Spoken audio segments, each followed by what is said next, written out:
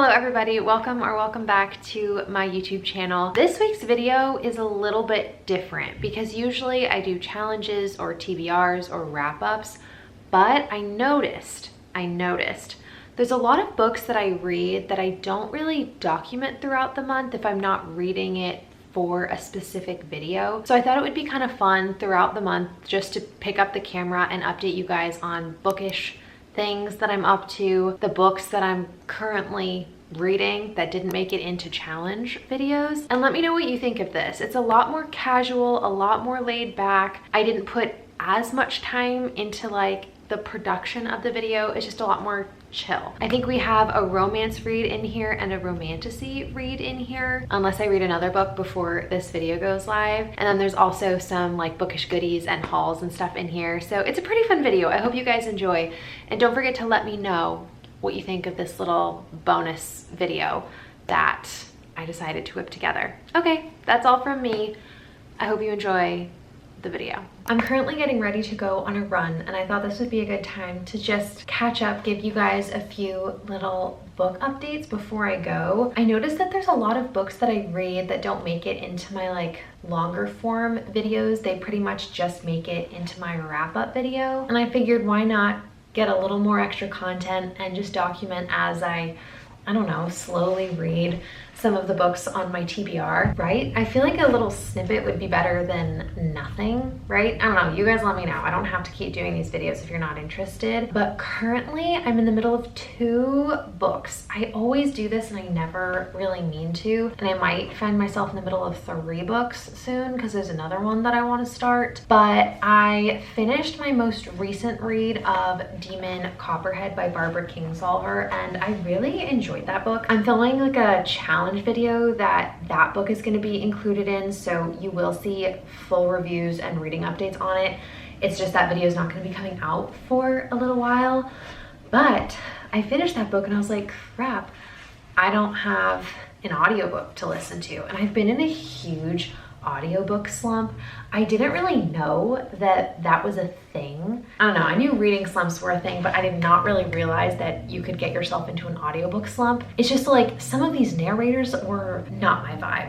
I don't know how else to say it. I just really didn't like a lot of the people who were narrating the books that I wanted to read, and I didn't want to ruin the reading experience of the book. I also primarily use Libby to get my audiobooks, so I was just kind of browsing to see what was available on Libby because none of my holds were available. And I noticed that the Iron Flame audiobook was available. And so I gave it a shot on my run, and I actually liked it. I like the narrator, and I am waiting for my ebook to become available from the library. So I felt like listening to the audiobook would actually be a good way to kind of get me into the book, and then I'll switch over to the ebook whenever it comes available. The reason I even thought to pick up the camera right now is when I run, I usually listen to audiobooks, which I feel like a lot of people might think that's a little bit psychotic and scary because it's a little boring, but I don't know, sometimes it allows me to forget that I'm running. So then I really like listening to audiobooks. Like on Saturday, I went on a 10.5-mile run, and in that time, I got literally 11% into this book. And so it just, the time passes, and I really, really like that. Also, I'm training for a half marathon. I don't ordinarily run that far. It was relevant to my updates, okay? So yeah, I'm enjoying this book so far. I feel like I've been kind of chatting for a while, but yeah, I just want to keep you guys posted.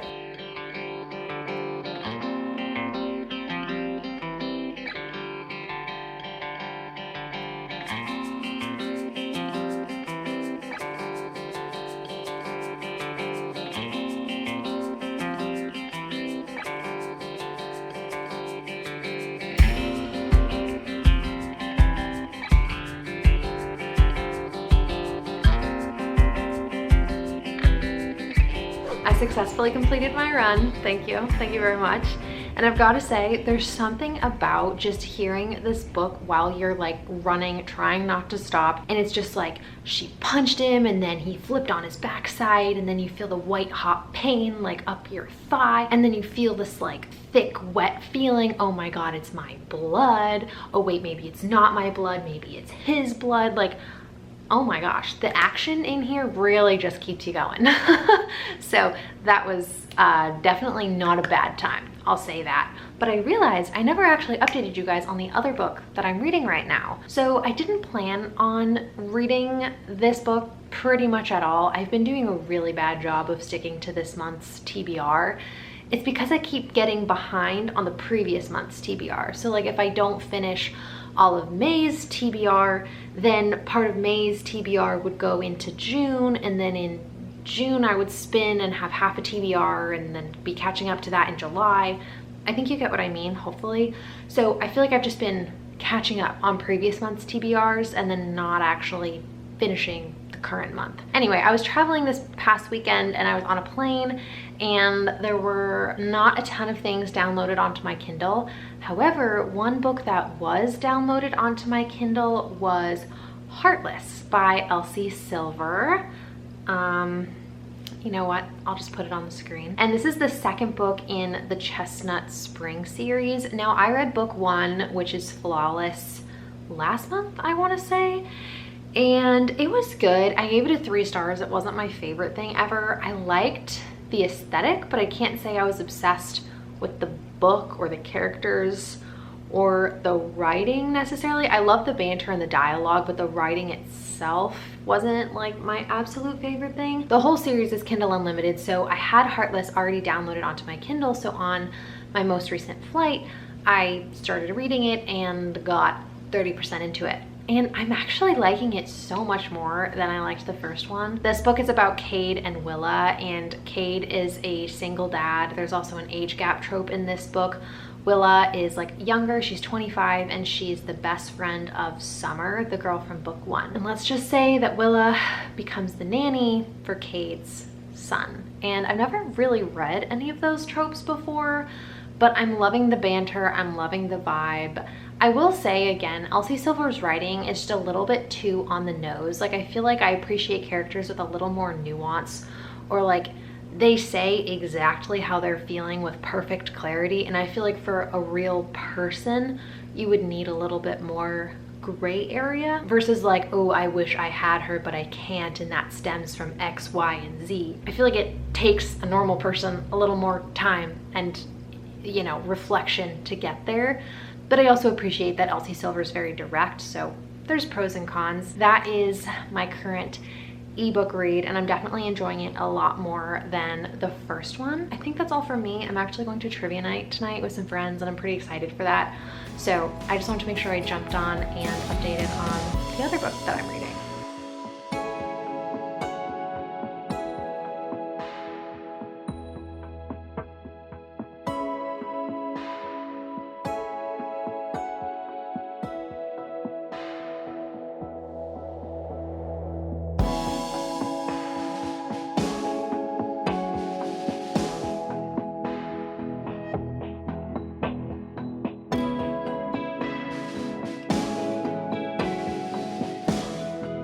So funny, I was reading this book before bed last night. I like don't remember how we got to this very important part. Like, I don't know, I must have been drifting off.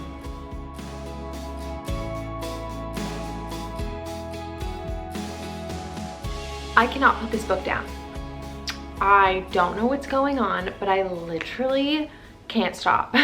Last night I picked up this book to read. 30% of the book goes by like this. There was nothing I wanted to do more than read my little cowboy romance, and I couldn't be happier. I think I did mention this a little bit earlier, but Elsie Silver's writing isn't my favorite writing in the world. It's definitely, just like everyone says, extremely quick to get into, extremely easy to understand, and I really do appreciate that. However, I feel like with the characters sometimes they are like so self-aware to the point where I can't fully feel that what's going on in the book is like real. For instance, like there's this yearning, of course, that's going on between Cade and Willa, and Cade's like, ooh, I want her. I think I mentioned this before. He like wants her, but he can't have her, and then he has this like inner dialogue about where that stems from and why he can't have her.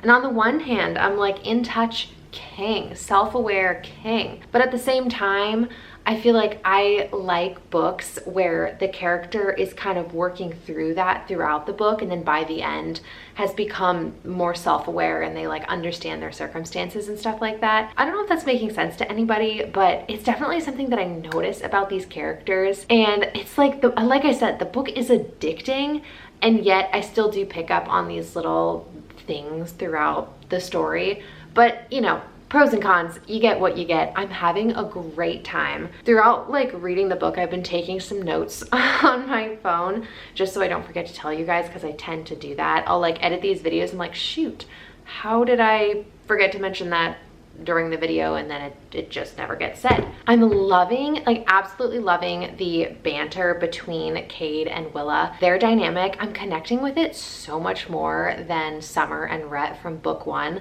I'm also absolutely obsessed with Luke, our little boy, Cade's kid in here. He is a stunner. I want all my kids to turn out like that. He's just so cute. And oh, the other thing that's like kinda, I don't know why I keep dropping things. The other thing that's like a little bit jarring about this book to me is the, I don't know how to say this, the speed at which Willa connects and becomes attached to Luke, the child, and also Cade's ability and speed of like bringing Willa into the family. I feel like if I were Cade, there would be a little bit more resistance with, you know, kind of accepting Willa into the family just because what he's been through, and also like bringing another woman into Luke's life, you know, just like he's very open to Willa very quickly, in my opinion, and also Willa cares for Luke very deeply, very quickly. And I don't think there's anything wrong with that. Like, love all around, we love it. We love love, right? But, and I get it, it's a romance book, so things need to happen quickly. But I do think that as a reader, that's a little bit jarring, you know? Guys, I'm loving this book. I'm loving it. I can't put it down. I literally, my whole work day today, I was just thinking about this book and how badly that I wanted to read it. So I did not let myself pick up my Kindle today until I filmed this update clip, and things were so loud in my neighborhood today. So I finally updated you guys, which means I can finally go and finish the last 20% of this book, because I literally can't stop thinking about it. I need to know what's gonna happen.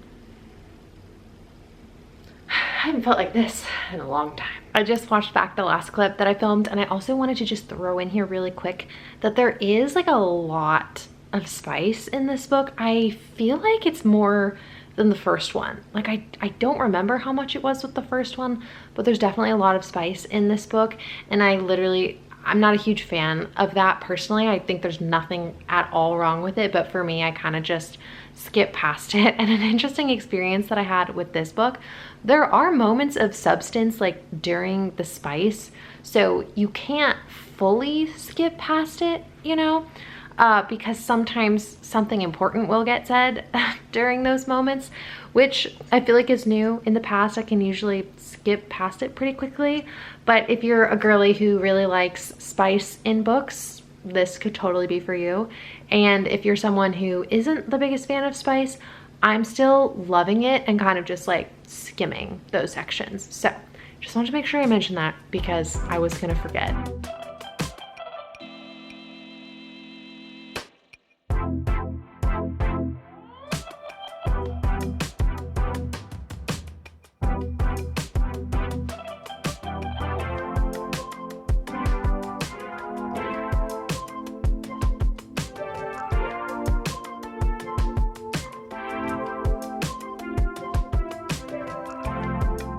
It's literally been maybe an hour or two, and right after I finished filming that clip, got straight in bed and I finished this book.